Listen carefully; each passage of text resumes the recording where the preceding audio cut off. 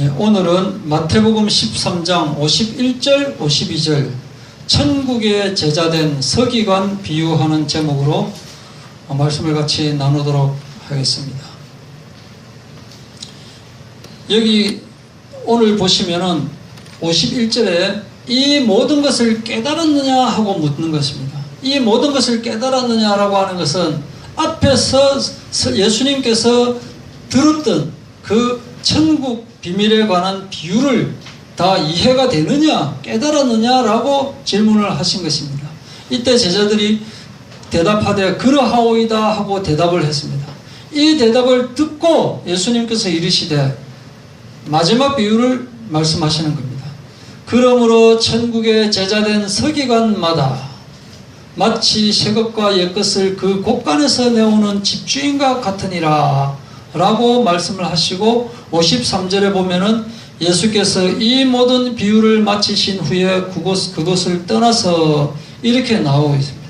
그러면 이 마지막 비유인 그러므로 천국의 제자된 서기관, 이게 무슨 뜻일까?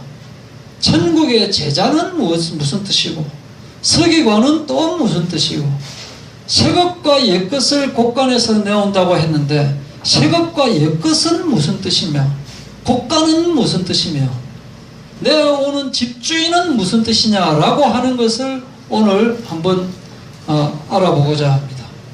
특히 여기에서 나오는 가장 집중이 되어지는 단어가 무슨 단어냐면은 서기관이라고 하는 직책입니다. 예수님께서 서기관이라고 하는 이 직책을 굉장히 싫어하셨습니다.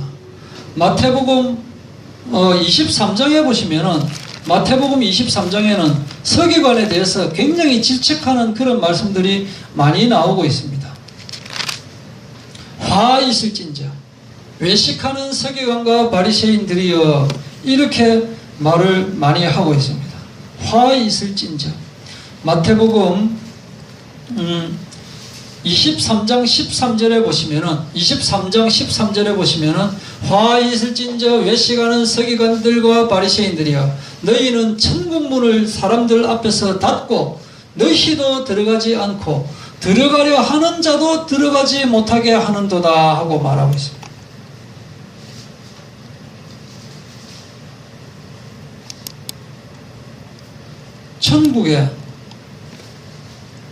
천국에 들어가려고 하는 자도 못 들어가게 하고 자기들도 안 들어가고 한다 이 말이에요.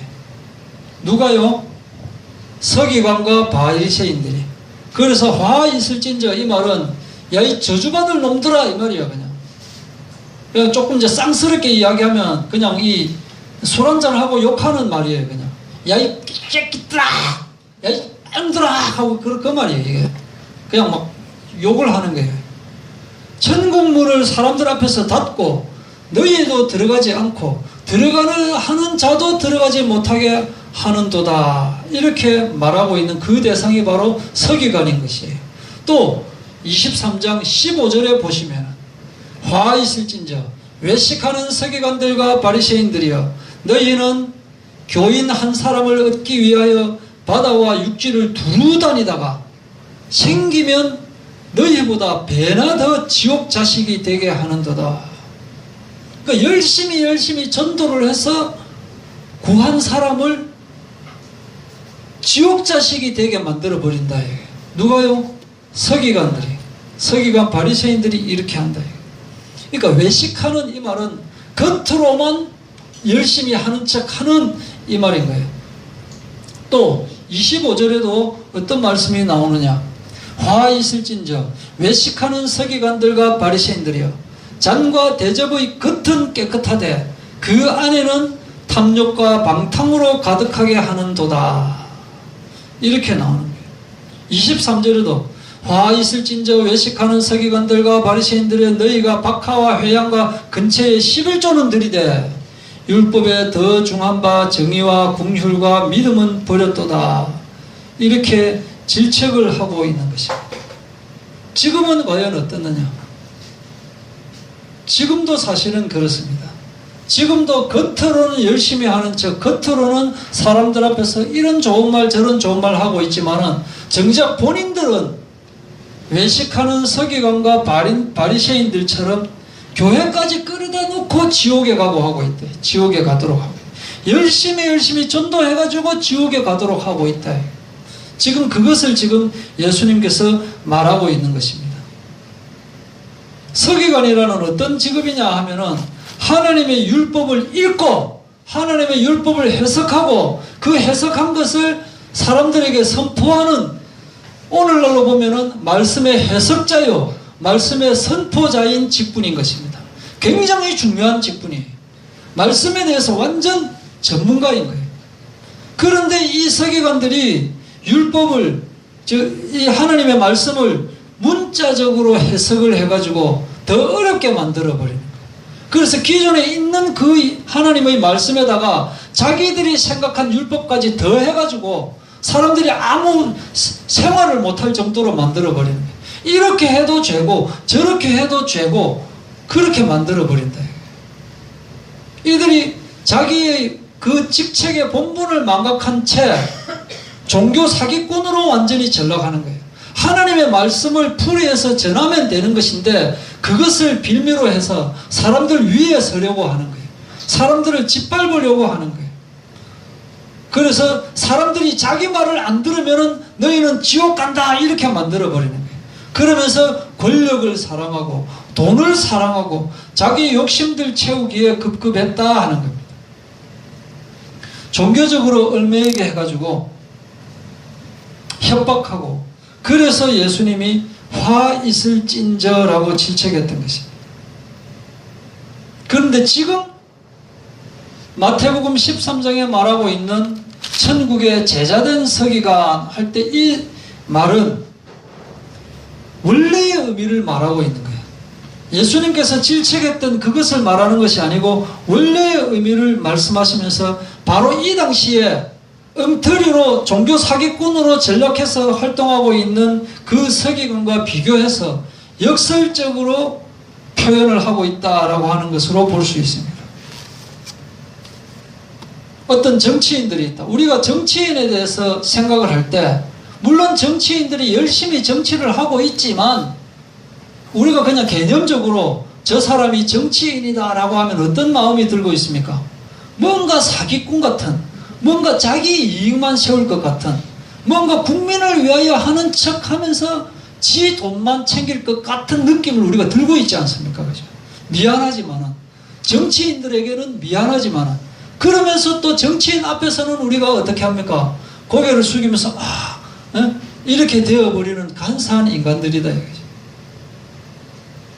그래서, 진짜 네 정치인이다라고 하면은 그걸 좋게 알아들어야 되는데, 정치인이다 이러면은 아주 잘못된 어떤 자기만 살아갈 궁리를 하는 사기꾼 같은 사람에게 정치인이다라고 하는 것인데, 예수님은 글자 그대로를 이야기하는 거예요. 너 정치인이다라고 하는 말은 실제로 국민들을 정말 잘 먹고 잘 살게 하기 위한 그 정치인의 의미로 정치인이다라고 말하는 것과 똑같이 그렇게 서기관이다라고 말하는 것입니다. 천국의 제자된 서기관하고 말하는 것입니다. 그리고 천국 보화를 새것과 옛것을 그 곳간에서 내어오는, 이 말은 그 곳간에서 내어오는 서기관이다. 새것과 옛것을 곳간에서 내어올 수 있는 사람은 서기관밖에 없다 이 말이에요. 원래의 의미를 말하는 것입니다. 원래의 의미. 곳간이라고 하는 것은 집안에 제일 좋은 것을 보관해 놓은 것이에요. 이 시대에 뭐 곡식뿐만 아니고 집안의 보물, 집안의 땅 문서 이런 거 어디다가 보관해 놓느냐? 그 곳간에다가 탁 보관해 놓는 거예요. 그 다른 거는 몰라도, 불이 나도 다른 거는 몰라도 이 곳간 열쇠만은 가지고 나가는 거예요. 이 곳간에 보물, 갑오, 뭐 그림 같은 거 이런 거 딱 챙기고 있는데, 천국 서기관이 뭐냐면은 이 천국의 보화를 보관하고 꺼낼 수 있는 자격을 갖춘 사람들을 말하는 것입니다. 그 뒤에 마치 새것과 옛것을 그 곳간에서 내어오는 집주인과 같으니라, 이 말은 집주인이 뭡니까? 집주인은 바로 그 집의 제일 대장이잖아요. 집주인은 그 집을 마음대로 할 수 있다 이거예요. 그래서 그 물건을 마음대로 처분할 수 있다 이겁니다. 집주인만이 처분할 수 있는 거예요. 그 집에 들락날락 하는 사람도 처분할 수 없고 그 집의 종들도 처분할 수 없지만은 가정의 최고 권위자인 이 집주인은 마음대로 처분할 수 있다 이겁니다. 그래서 이 시대에 곳간이 얼마나 크느냐 적으냐에 따라 빈부가 눈에 보이는 것이에요. 얼마나 부자인가라고 하는 것을 판단하게 되는 거예요. 그래서 곳간에 과연 좋은 것을 넣었으면 좋은 것이 나오게 되는 것이고 곳간에 악한 것을 넣었으면 악한 것이 나오게 되잖아요. 그런데 천국의 서기관은 좋은 것을 넣었다라고 합니다. 그리고 옛것과 새것이라고 하는 것이 나옵니다. 옛것은 나쁜 것이고 새것은 좋은 것이다. 그 개념이 아닙니다. 그 개념이 아니에요. 옛것과 새것이 무엇일까? 천국 곳간에 하늘의 것을 보관하였는데 상상할 수 없는 좋은 것을 보관하였다 이거예요. 상상할 수 없는 좋은 것을 보관하였는데 그 전에 이 비유를 하기 전에 51절에 뭐라고 물어봅니까? 이 모든 것을 깨달았느냐라고 묻고 있죠. 그죠? 혹시 여러분은 이 앞에 나오는 7가지 비유에 대한 의미를 깨달으셨습니까? 깨달았느냐라고 묻고 있는 거예요. 깨달은 사람에게 지금 주는 이 비유입니다. 깨닫지 못한 사람은 이 비유, 앞에 것을 깨닫지 못했기 때문에 뒤에 것도 지금 깨닫지 못하는 거예요. 이 천국 비밀을 깨달은 사람만이 마음대로 천국 보화를 꺼내줄 수 있다 이겁니다. 어마어마한 보화를 꺼내어도 무한히 보관된 이 엄청난 보화를, 하늘의 무진장한 보화를 꺼낼 수 있다라고 말하고 있는 것입니다. 이 천국이 세상과 다르기 때문에 예수님께서 비유를 하셨거든요. 천국이 세상에 있는 것으로 그대로 말을 해도 알아들을 수가 없습니다. 그래서 비유로 말씀하신 거예요. 하늘의 것인데 하늘의 것을 그대로 설명해봤자 못 알아듣기 때문에 땅의 것으로 설명을 한 거예요. 영적인 것이기 때문에 영적인 것을 말해도 못 알아듣기 때문에 육신적인 것으로 비유를 들어서 설명한 것이에요. 사람들 중에, 교인들 중에는 기도도 열심히 하고 또 예배도 열심히 하고 하지만 기도는 기도고 걱정을, 역사적 사명을 띠고 걱정을 하는 사람들이 많이 있습니다. 설교는 별개고 기도도 별개고 실생활에서는 그냥 맨날 근심하고 고민하고 걱정하고 불평하고 짜증내고 한숨 짓고 질투하고 그냥 그러면서 세월을 보내는 사람이 있습니다. 그런데 천국은 뭐냐? 천국은 그런 불평, 불만, 걱정, 짜증 이런 게 없는 곳이 천국이다. 천국이라고 하는 것은. 이 천국 비유 중에 제일 마지막 비유가 오늘 말하는 천국의 제자된 서기관 비유인 거예요.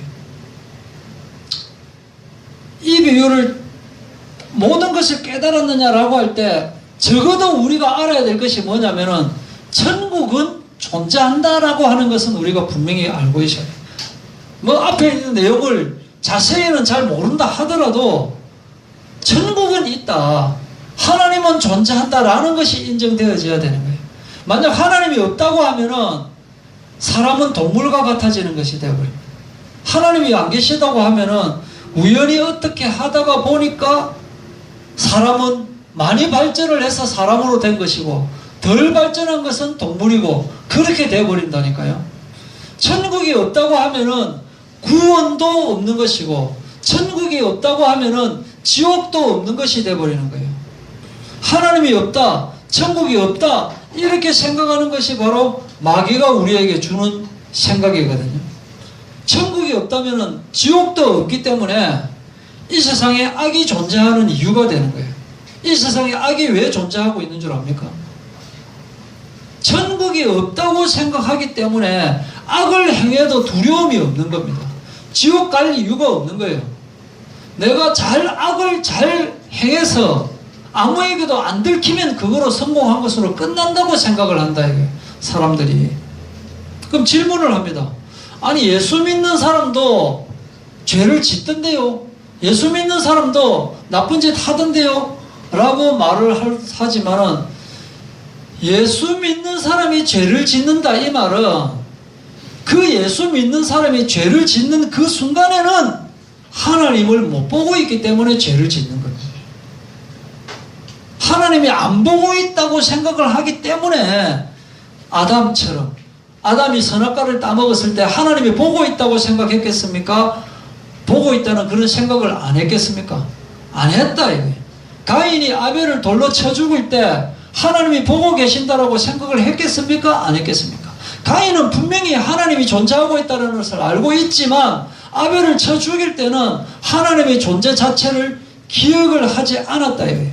가룟 유다도 마찬가지인 거예요. 죄를 짓는 그 순간에는 하나님이 지금 현장에 있다고 생각을 안 한다 이거예요. 천국이 있다 지옥이 있다라는 생각이 안 들어버렸기 때문에 이런 죄를 지었다. 하나님이 지금 현장에 와 계신다라고 우리가 생각하면은 죄를 지을 수 있느냐 하는 겁니다. 천국이 없다는 것은 지금 당장 세상에서 자기가 잘 살고 잘 살다가 죽으면 끝난다라고 하는 거예요. 천국이 없다라고 하는 거예요. 이 땅에서 잘 먹고 잘 살면 되는 겁니다. 천국이 없다는 것은. 그래서 갈 때까지 가보자 하고 막 그냥 가는 거예요. 한 번 죽지 두 번 죽나 갈 때까지 가보자 하는 거예요. 죽고 나면 없으니까 이 땅에 있을 때 잘 먹고 잘 살자 하는 거다. 전쟁이 일어나고 막 있는 사람이 없는 사람 도와주지 않고 오히려 더 먹으려고 하는 이유가 뭐냐? 천국이 없다고 생각하기 때문에 그런 거예요. 그러나 이 천국 비유에 나와 있는 것처럼 천국은 분명히 존재하고 있습니다.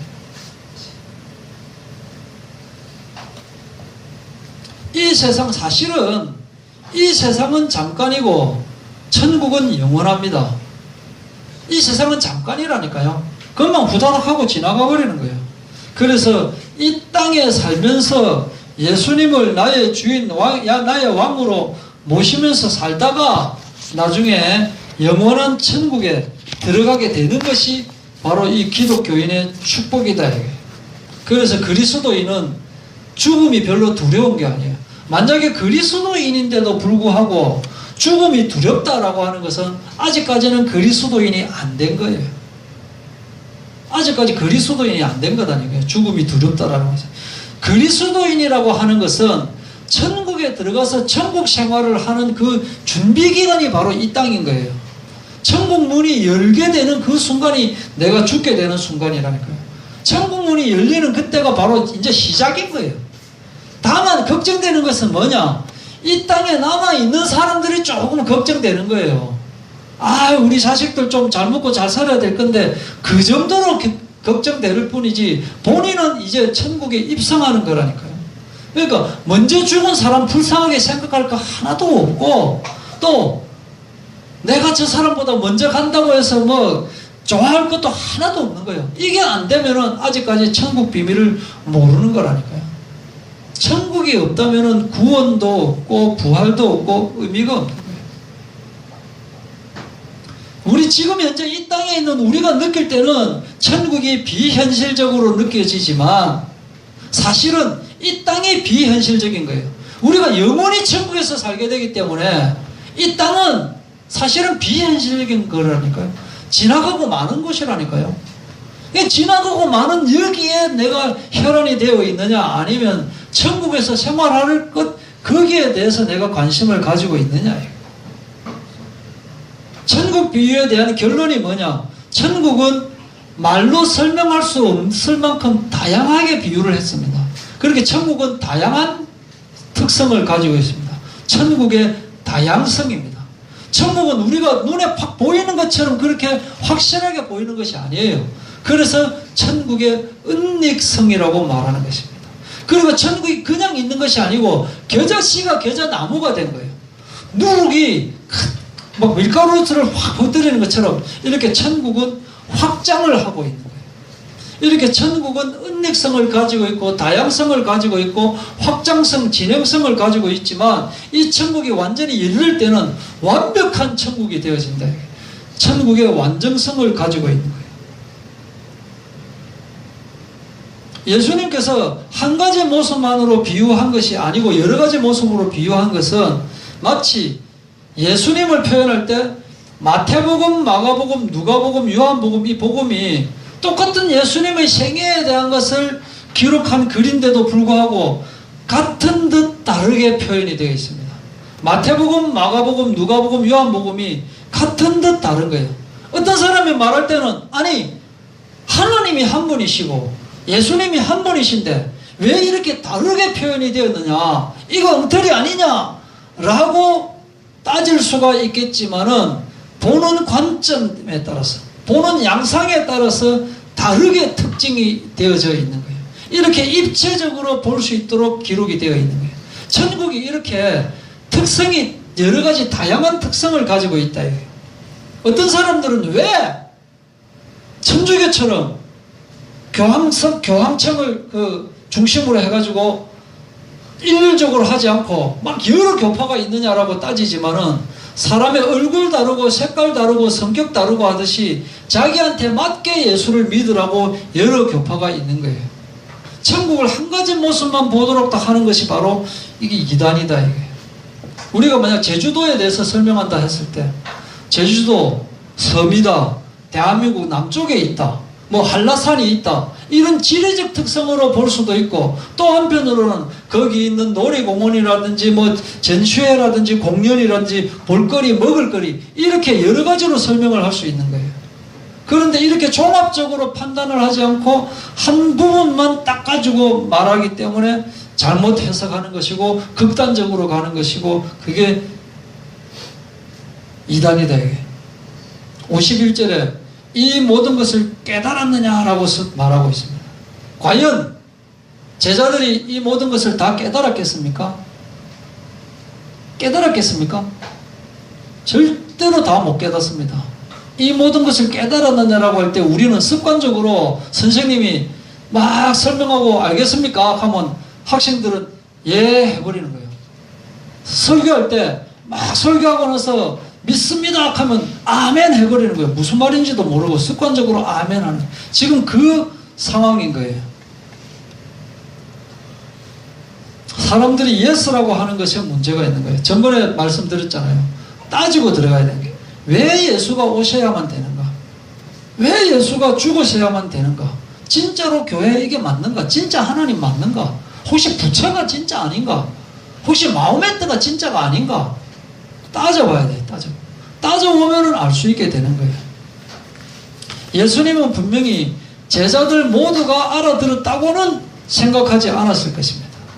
마태복음 28장에도 우리가 잘 아는 하늘과 땅의 모든 권세를 내게 주셨으니 그러므로 너희는 가서 모든 민족으로 제자를 삼아 아버지와 아들과 성령의 이름으로 세례를 주고 내가 너희에게 분부한 모든 것을 가르쳐 지키게 하라.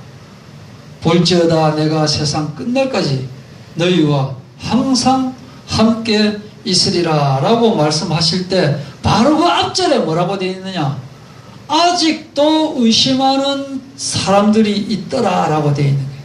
예수님께서 제일 마지막에 지상 명령을 내리시는데 거기에 따라오는 11명의 제자들 중에 의심하는 자들이 있는 거예요. 그래서 성경이 진짜라니까요. 다른 경전은 좋은 것만 실어놨지만 성경은 안 좋은 거, 수치스러운 것까지 막 넣어놨어요. 보다 보면 이게 무슨 이게 지 믿는 사람이냐라고 생각되는 행동들이 막 들어가 있는 거예요. 사실을 사실대로 적었기 때문에 그런 거예요.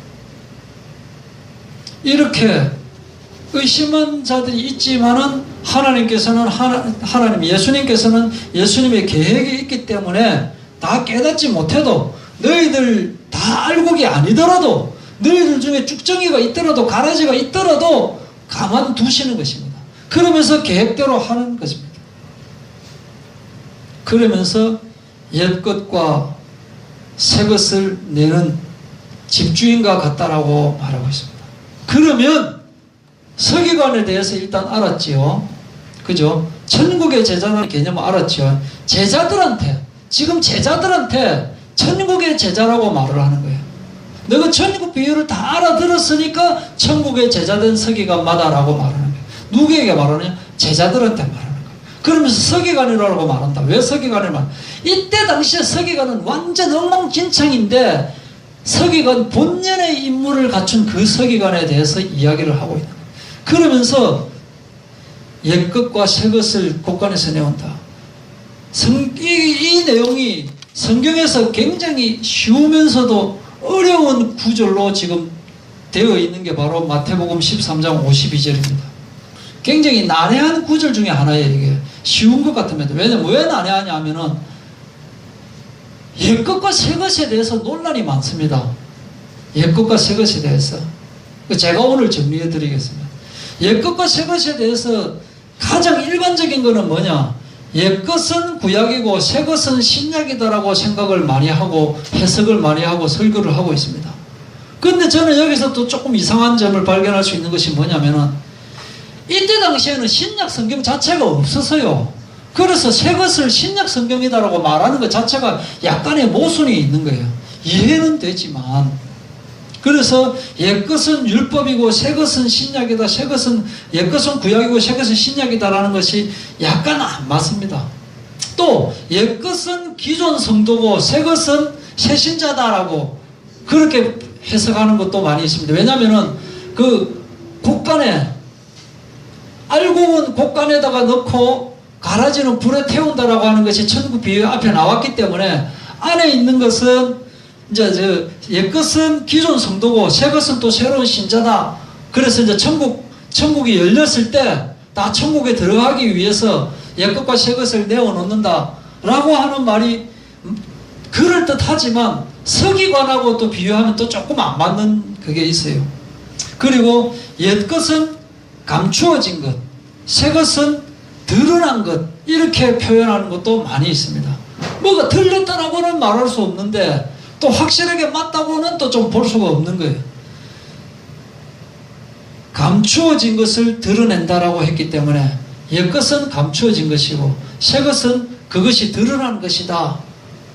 그런데 저는 어떻게 보느냐? 뭐 제가 맞다라고 내가 뭐 말씀드리지는 못하지만은 제가 이 부분을 저는 뭐 누구한테 막 계시를 탁 받아가지고 밤에 자는데 하나님 음성이 딱 들어가 옛것은 이것이니라 뭐 그렇게 안 합니다. 그렇게 했다 해도 그렇게 했다라는 말 절대 안 합니다. 그렇게 하는 사람이 계속 보면은 비정상적이거나 이상한 사람들이 더 많기 때문에 마귀가 그런 음성을 줬을 수도 있거든요. 제가 딱 보니까 옛것은 언약입니다. 언약. 옛것은 언약이에요. 지금까지 주신 말씀이에요. 새것은 뭐냐? 언약의 성취입니다. 궁극적으로 예수님인 거예요. 과거에 오실 예수님에 대해서 말씀하셨던 것이 옛것이고 이미 오신 예수님이 바로 예수님인 거예요. 그리고 오셨는데 다시 오실 것이기 때문에 오신 예수님이 다시 또 옛것이 되어지는 거예요. 왜냐? 서기관이라는 것은 말씀을 다루는 사람이고 천국은 일률적으로 예수님이라고 했습니다. 그럼 예수님에 관한 것에 대한 내용이 뭡니까? 바로 언약이고 그 성취다 이거예요. 그래서 언약 신앙을 가지고 있어야 된다라고 하는 거예요. 언약 속에 다 들어가 있는 것입니다. 언약 속에. 예수님이 바로 언약의 성취입니다.